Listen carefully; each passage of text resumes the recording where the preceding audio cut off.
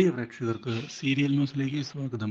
കൂടുതൽ സീരിയൽ ന്യൂസുകൾ അതിവേഗം ലഭിക്കുന്നതിന് ഈ ചാനൽ സബ്സ്ക്രൈബ് ചെയ്യുക. ബെൽ ഐക്കൺ മറക്കാതെ ക്ലിക്ക് ചെയ്യുക. വീഡിയോ ഇഷ്ടമായി എങ്കിൽ ലൈക്ക് ചെയ്യാൻ മറക്കരുത്. കുഞ്ഞന്റെയും ശ്രുതിയുടെയും അടുപ്പം കണ്ടതിനെ തുടർന്ന് ആകെ ഞെട്ടിപ്പോയിരിക്കുകയാണ് ഇപ്പോൾ അഞ്ജലിയുടെ ഭർത്താവ്. മാത്രവുമല്ല, ഇതോടെ ഉടൻ തന്നെ എന്തെങ്കിലും ചെയ്യണമെന്നും ഇരുവരെ അകറ്റുന്നതിന് വേണ്ടിയുള്ള നീക്കങ്ങൾ മുന്നിലേക്ക് പോകണം എന്ന് തീരുമാനിക്കുകയും ചെയ്യുന്നു. ഇതേ തുടർന്നാണ് കുഞ്ഞിനെ ഗുണ്ടകളെ കൊണ്ട് പിടികൂടുന്നത്.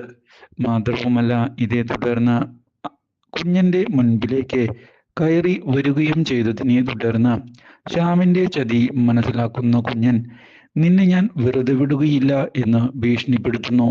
ഇത് കേട്ടതിനെ തുടർന്ന് എന്നെ വെറുതെ വിടാൻ നിനക്ക് എങ്ങനെയാണ് സാധിക്കുക? നിനക്കിനി തൊടാൻ പോലും സാധിക്കുകയില്ല. നീ മരിക്കാൻ പോവുകയാണ്.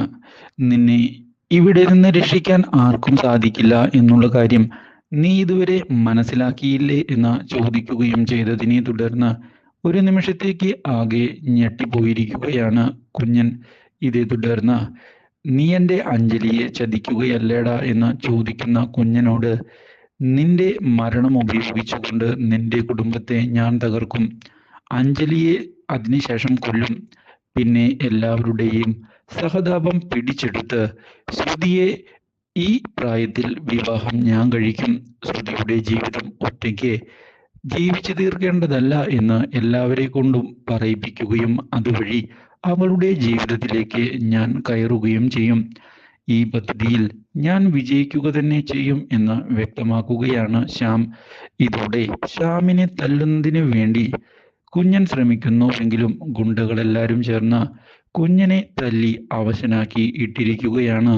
ഇതോടെ ശ്യാം വളരെയധികം സന്തോഷിച്ച് അവിടെ നിന്ന് പോവുകയും ചെയ്യുന്നു. Do like, share and subscribe.